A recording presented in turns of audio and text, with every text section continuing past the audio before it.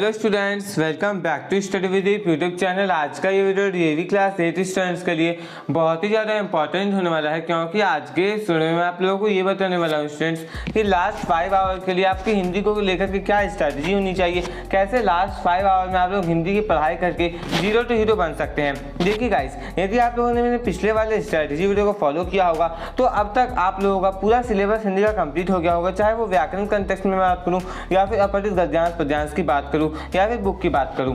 लेकिन अब जो लास्ट 5 आवर है वो आप लोगों को इसमें क्या करना है, यदि कुछ बचा हुआ है वो भी मैं आपको करवा दूंगा, उसके साथ साथ रिवीजन भी हो जाएगा एंड और भी बहुत कुछ हम लोग लास्ट 5 आवर में कर सकते हैं। तो चलिए शुरू करते हैं। देखिए स्टूडेंट्स, यदि हम लोग शुरुआत से बात करें, 5 घंटे मान लीजिए आपके पास है। अब इस 5 घंटे को आप लोगों को कैसे यूटिलाइज करना है, तो 5 घंटे में आप लोगों को 1 घंटा देना है चैप्टर्स के पीछे। अब इस 1 घंटे में आपको सारे चैप्टर्स को अच्छे से रीड करना, बट अच्छे से का ये मतलब नहीं है कि आप लोगों को सारे चैप्टर्स को ऐसे रीड करना है कि हाँ आराम आराम से करें, नहीं, ऐसा नहीं। अधिक से अधिक 1.5 घंटा दीजिएगा, थोड़ा फास्टली रीड कीजिएगा, बस सारे चैप्टर्स को कवर कीजिएगा। 18 चैप्टर से 1.5 घंटे आपके पास 90 मिनट है, प्रत्येक चैप्टर 5 मिनट दीजिए। कोई चैप्टर्स ऐसे भी होंगे जो आपको 5 मिनट देना भी ना पड़े। ओके, तो आप लोग इस प्रकार से पढ़े स्टूडेंट्स। आप लोग कोशिश करेगी लगभग एक एवरेज हर एक चैप्टर में पढ़ना 5 मिनट जाए। कोई पोएम भी होंगे और जिस चैप्टर में आप लोग को डाउट रहे स्टूडेंट्स, उस चैप्टर का आप लोग पर्टिकुलरली जाकर के एक्सप्लेनेशन वीडियोस देख लीजिएगा। ओके, मैं सारे चैप्टर्स का एक्सप्लेनेशन वीडियोस अपलोड कर चुका हूँ, बट कुछ चैप्टर्स अभी भी बाकी है, उसके वीडियोस आपको भी मिलते जाएंगे। ओके, तो आप लोगों ने क्या किया, सबसे पहले 5 घंटे में 1.5 घंटे किसी दे दिए, बुक के पीछे दे दिया।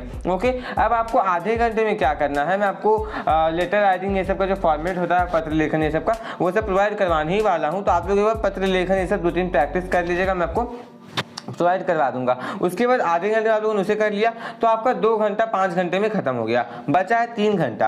अब इस 3 घंटे में यदि मैं बात करूं तो आप लोगों को 3 घंटे में लगभग 1.5 घंटे देने हैं व्याकरण के पीछे। मैं जल्द से जल्द आपको सारे टॉपिक्स व्याकरण के दे दूंगा, समास अलंकार ये सारे टॉपिक जो इंपॉर्टेंट है, जिससे ज़्यादा मार्क्स के क्वेश्चन आते हैं, वो आपको जल्द से जल्द दे दूंगा। तो आप लोग व्याकरण वाला वीडियो भी जरूर देख लीजिएगा। ओके, तो आप लोगों को क्या करना है स्टूडेंट, 1.5 घंटा देना है व्याकरण के पीछे। ओके, अब व्याकरण के पीछे आप लोगों को 1.5 घंटा देना है, उसके बाद 1.5 घंटा आप लोगों को देना है अपने बुक में। ओके, 3 घंटा खत्म और आधा घंटा आप लोगों ने लेटर ये सब में दे दिया, अनुच्छेद ये सब में। ओके, एंड मैंने आपको इंपॉर्टेंट टॉपिक्स भी बता दिए हैं, तो आप लोग उन्हीं सारे टॉपिक्स को प्रिपेयर कीजिएगा। बट ऐसा नहीं कि वही सारे टॉपिक्स आएंगे, कुछ और भी टॉपिक्स आ सकते हैं, बट मैं जो टॉपिक्स बताया हूँ वो अभी करंट जो मैं एग्जामिनेशन को देख रहा हूँ कि हाँ ये सब टॉपिक्स प्री बोर्ड ये सब में आ चुके हैं, उन सारी बेसिस में मैंने आपको बताया है। ओके, हो सकता है कुछ चेंजेस हो, कोई दूसरा टॉपिक भी आ जाए तो बी प्रिपेयर। ओके, आप लोग प्रिपेयर रहना है, आप लोग जितना ज़्यादा हो सके अपने दिमाग को खोलिए, सारे अनुच्छेद ये सब लिख पाए इस प्रकार से। ओके, सूचना ये सब आप लोगों को उसी आधे घंटे में कवर अप करना है। मेनली आपका फॉर्मेट देखना, बाकी कंटेंट आप लोग एग्जामिनेशन टाइम पे भी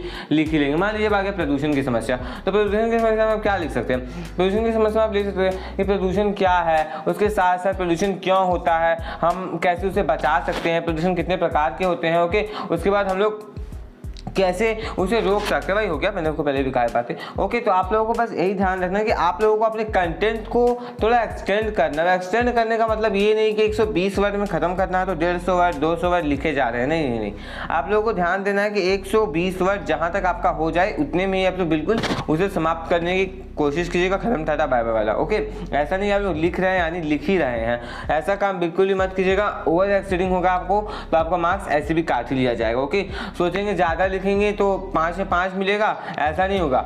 ज़्यादा लिखने पे 5 से 3 हो जाएगा, इस बात का बिल्कुल ध्यान रखिएगा, ज़्यादा बिल्कुल ही मत लिखिएगा। ओके, अब हम लोगों ने आधे घंटे मुझे से भी कर लिया। अब जो बच गए स्टूडेंट्स आप लोगों के पास 1.5 घंटा। ओके, अब जो 1.5 घंटा आपके पास बच गया ना, इसमें आप लोगों को अपठित गद्यांश चीज़ों का प्रैक्टिस करना है। कहाँ से कर सकते हैं, तो 1.5 घंटे previous year question paper sample paper आपको करने हैं। ओके, मैंने आपको बहुत सारे previous year sample paper question paper provide करवाए, लगभग 6-7 मैंने प्रोवाइड करवा दिए हैं। एंड अभी भी मैं रेगुलरली आप लोगों को सारे सब्जेक्ट्स के previous question paper sample paper provide करवा रहा हूँ, तो आप लोग जाकर के जरूर प्रैक्टिस कीजिए। मैं आपका आंसर्स भी दिखाई देता हूँ, तो पहले आप लोग उनका प्रैक्टिस कीजिए एंड वहाँ पे जो अपठित गद्यांश पद्यांश दिए गए ना उसे बिल्कुल भी कर लीजिएगा। ओके, तो आप लोगों ने क्या किया, मान लीजिए मैंने 1.5 घंटा कह दिया था, आप लोगों ने इसे 1.5 घंटे में कर लिया, तो आपका जो ये पूरा सिलेबस है 5 घंटे में एक बार फिर से खत्म हो जाएगा। आप लोग फिर से एक इफेक्टिवली हम लोग बोल सकते रिवाइज कर लेंगे इन चीज़ों को। और मान लीजिए आपको कोई चीज़ बचा हुआ हो, ओके, तो आप लोगों ने क्या किया, उसे आधे घंटे में खत्म कर दिया। मान लीजिए हिंदी का आपके 2 चैप्टर्स बचे हुए थे,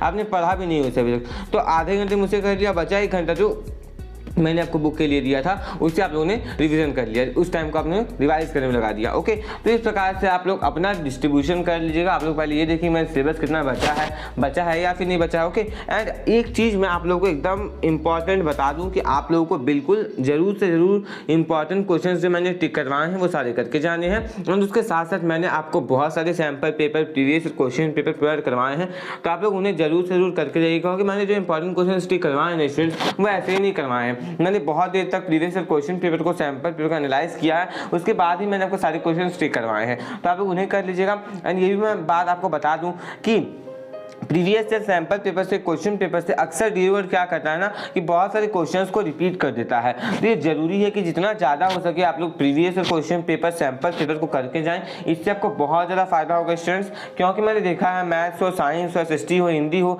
या फिर कोई और सब्जेक्ट हो, इसमें क्या हुआ है कि आप लोगों के बहुत सारे क्वेश्चन रिपीट हुए हैं। कहाँ से रिपीट हुए? प्रीवियस ईयर क्वेश्चन पेपर से, प्रीवियस ईयर सैंपल पेपर से। यहाँ तक कि संस्कृत का जो पेपर था ना, उसमें भी बहुत सारे क्वेश्चन, भले एमसीक्यू फॉर्मेट में आए थे 40 क्वेश्चन, बट एमसीक्यू में बिल्कुल मैटर नहीं करता है। मैटर ये करता है कि वहीं से लिए गए क्वेश्चंस। ओके, बस क्या होता था कि आप लोगों को लिखना पड़ता था ना, जो उसको आप लोगों को ऑप्शनल दे दिया गया था, ऑप्शन में दे दिया गया था। आंसर्स वही होते हैं, ऐसे भी संस्कृत में लिखना नहीं पड़ता है। ओके, तो ऑप्शंस वही थे, बट आप लोगों को इस बात का ध्यान रखना है स्टूडेंट्स की क्वेश्चंस आएंगे सब्जेक्टिव से ही, बट उसे ऑब्जेक्टिव में चेंज कर दिया जाता है। एंड इसका फुल प्रूफ आप लोगों ने मैथ्स और संस्कृत में देखा। ऐसा नहीं मैथमेटिक्स में आपको सॉल्व नहीं करना पड़ा होगा क्वेश्चंस, मैथमेटिक्स में आपको क्वेश्चंस तो सॉल्व करना ही पड़ा होगा। ओके, वैसे ही हिंदी में है। हिंदी में आप लोग आपके पहले के बैच के जो लड़के लड़कियां होते थे वो क्या करते थे, वो लोग चैप्टर्स को पूरा डीपली पढ़ के जाते थे। और आप लोगों को भी डीपली पढ़ के जाना होगा। क्यों? क्योंकि एमसीक्यू आएगा, कहाँ से आएगा इसकी तो गारंटी नहीं है। ऐसा नहीं 5 क्वेश्चन रट के चले गए, आगे वही क्वेश्चन लिख दिया, ऐसा नहीं होता।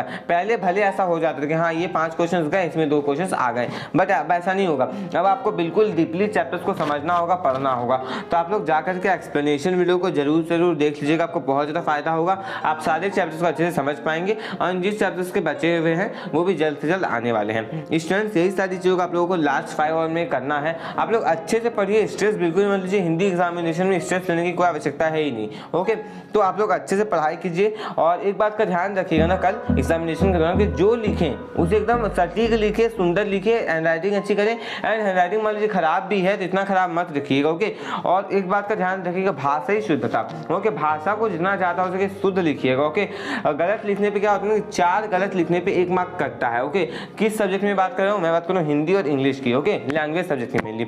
4 जब आप गलत लिखते हैं तो 1 मार्क्स बिल्कुल सटाक से काट लिया जाता है। तो उस 1 मार्क्स को यदि बचाना है ना, तो आपके ही हाथ में है। ओके, अब ऐसा तो नहीं 4 ही गलतियां होंगी, जब आप गलतियां करेंगे तो हो सकता है 12, 13, 14, 15 कितने भी गलती हो जाए। ओके, तो मात्रा ये सब पे पूरा कमांड रखिए, व्याकरण ये सब अच्छे से कर लीजिए। मैं आपको रेगुलर मैनर में व्याकरण का वीडियो भी प्रोवाइड करवा ही रहा हूँ। ओके, तो स्टूडेंट्स, इन सारी बातों का आप लोगों को लास्ट 5 आवर में ध्यान रखना है। इन सारी रिसोर्सेज का आप लोग यूज़ कीजिए, आप लोग अच्छा मार्क्स कल अचीव कर सकते हैं। यदि आपको ये वीडियो अच्छा लगा तो इस वीडियो को लाइक कर दीजिए। एंड यदि आप इस चैनल पर नए हैं तो चैनल को सब्सक्राइब करके बेल आइकन को प्रेस करके ऑल पे प्रेस कर लीजिए, क्योंकि मैं आपके लिए ऐसे एजुकेशनल कंटेंट लाता रहता हूँ। स्टूडेंट्स, इस वीडियो को अपने फ्रेंड्स के साथ, अपने क्लासमेट्स के साथ अधिक से अधिक शेयर कीजिएगा। एंड इस लास्ट 5 आवर की स्ट्रेटेजी को आप लोग जरूर फॉलो कीजिएगा, आपको बहुत ज़्यादा फायदा होगा। कल सुबह एक और स्ट्रेटेजी आ जाएगी जिसमें आपको ये सारी बातें बता दूंगा कि एग्जामिनेशन के दौरान आपको किन किन बातों का ध्यान रखना है, कौन कौन सी गलतियां आपको हिंदी एग्जामिनेशन में नहीं करनी है, जिससे आप लोग अच्छे मार्क्स अचीव कर सकते हैं। Thanks for watching.